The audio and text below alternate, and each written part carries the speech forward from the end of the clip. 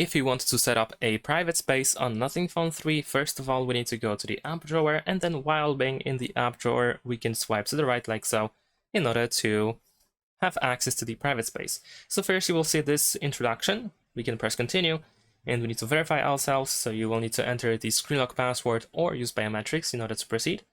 And then we need to wait for the phone to set up the private space. Now, in order to access private space, you will set up the privacy password. But first, let's enter the password to the screen lock again.